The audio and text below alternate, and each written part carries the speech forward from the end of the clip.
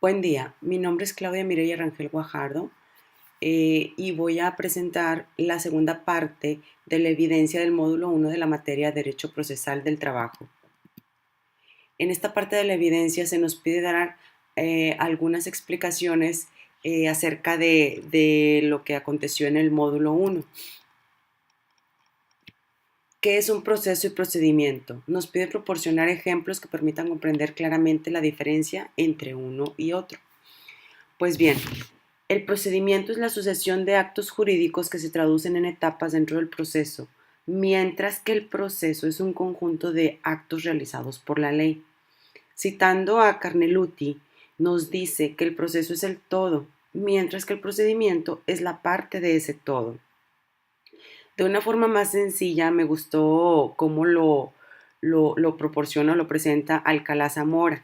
Él dice que imaginemos una escalera. La escalera es el proceso y los peldaños son el procedimiento.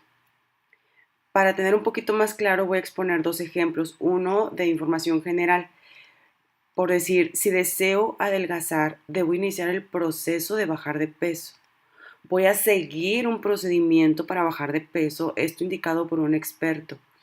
El experto me puede decir, tienes que llevar cierta alimentación, este programa de ejercicios, etcétera, para completar mi proceso de bajar de peso. Un ejemplo en el tema de derecho, que es lo que nos acontece, podría ser una demanda por despido injustificado. Ese es el proceso. Entramos al proceso siguiendo un procedimiento, ya sea ordinario o especial, como por ejemplo la conciliación es una parte del proceso.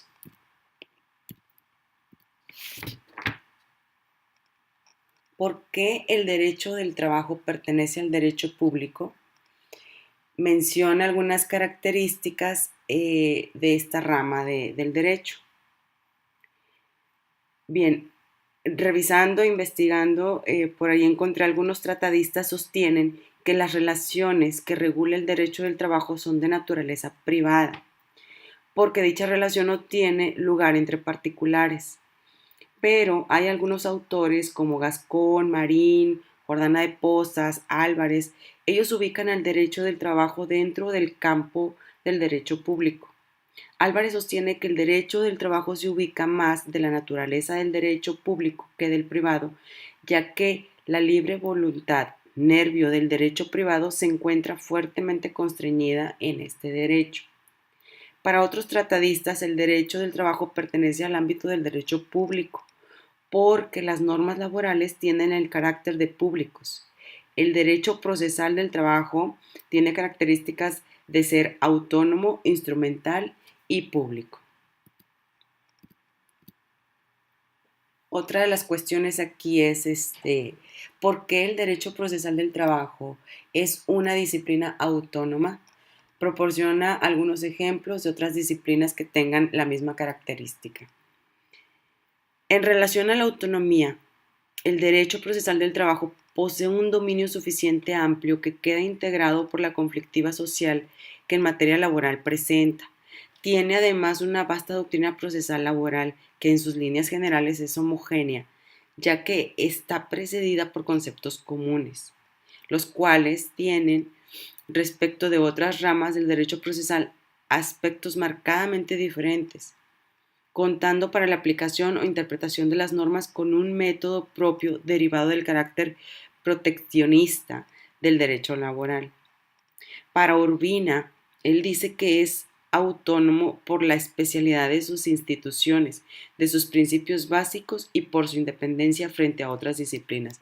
Hay algunos autores que lo ponen de naturaleza privada y otros autores que lo ubican en el derecho público. Ahí hay cuestiones de los actores que estuve leyendo, de los autores que estuve leyendo, y pues algunos tienen sus razones, por eso aquí expongo solamente algunas. Algunos otros derechos poseen la característica de autonomía, como lo es el derecho penal, el derecho civil.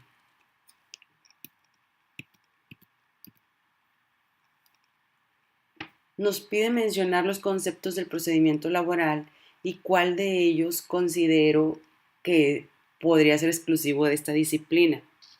Bien, el procedimiento laboral inicia con una demanda.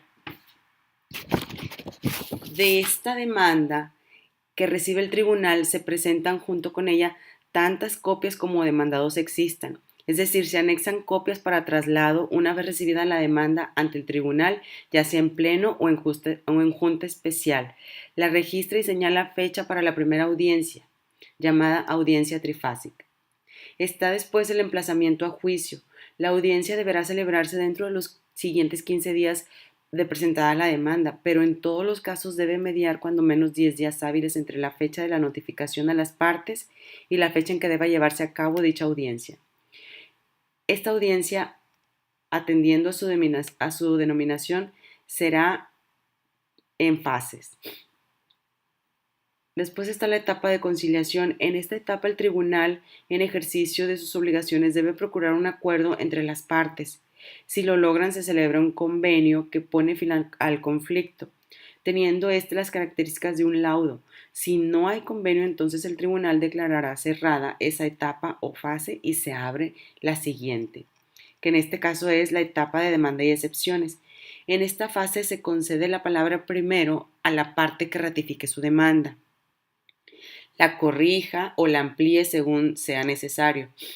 Una vez cumplido esto, se contesta la demanda, también generalmente por escrito, y tiene la obligación legal de entregar una copia de la misma a la parte actora, para efectos de que ejercite, si quieren, su derecho de réplica, y por esta se entiende breves argumentos que hace la parte actora respecto de lo contestado por la demandada. Después está la etapa de ofrecimiento y pruebas de admisión. En esta etapa, primero ofrece sus pruebas la parte actora, generalmente por escrito, y luego ofrece la demandada. Inmediatamente después, en su uso de la palabra, la parte demandada puede objetar las pruebas. Vienen el desahogo de las pruebas, los alegatos y los dictámenes. Después viene la audiencia de resolución. Para que el proyecto de resolución pueda convertirse en laudo debe pasar por lo que se llama audiencia de resolución, y para este efecto del proyecto que se elaboró se entrega un tanto cada uno de los representantes del tribunal y se les cita a una audiencia de resolución y votación. En virtud de ella, si aprueban el proyecto, se convierte en laudo. Luego viene la notificación del laudo. El laudo de la notificación, las partes en los domicilios que hubieren señalado, y si fuere condenatorio, se establecen en alguno de los puntos resolutivos un término para que la parte condenada cumpla voluntariamente en dicho laudo. Esto lo podemos encontrar en los artículos del 885 al 889 de la Ley Federal del Trabajo. Considero que la conciliación, la parte de la conciliación es la parte exclusiva de esta disciplina. ¿Por qué? Porque generalmente cuando se hacen demandas a la Junta de Conciliación y Arbitraje de los trabajadores, en esta etapa es donde la mayoría de las veces se llega a un acuerdo, desde mi percepción.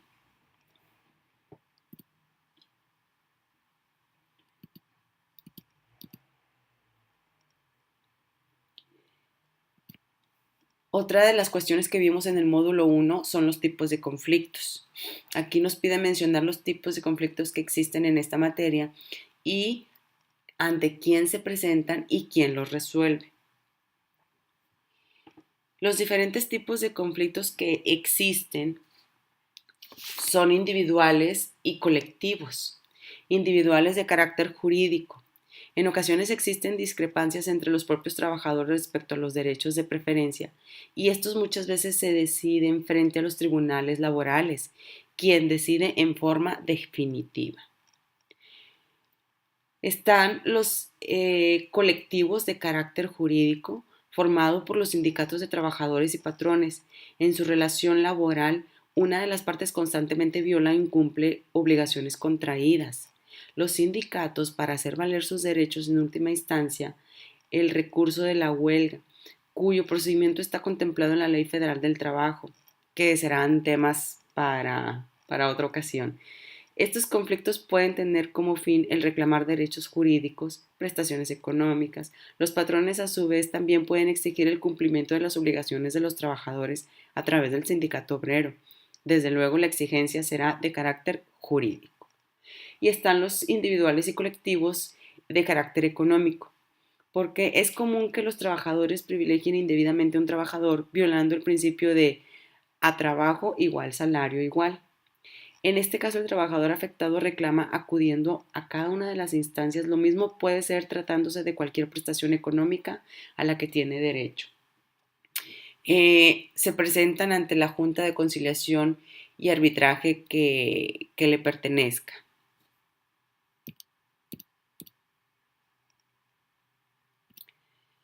Bien, aquí me pide mencionar alguna idea sobre cómo evitar los conflictos laborales. Considero que es imposible evitar al 100% los conflictos laborales, pero sí es posible evitar la mayor parte de ellos. ¿Cómo?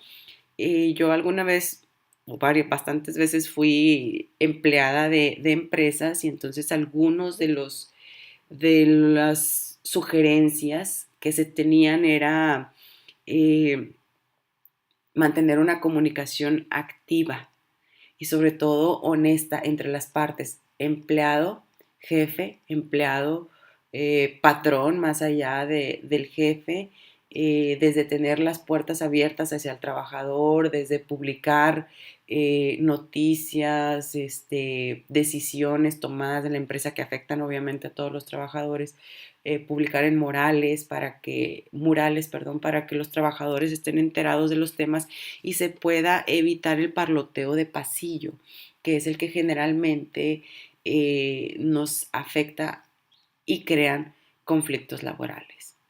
Esta es mi participación. Muchas gracias, maestro, y pues espero que sea de su agrado. Gracias.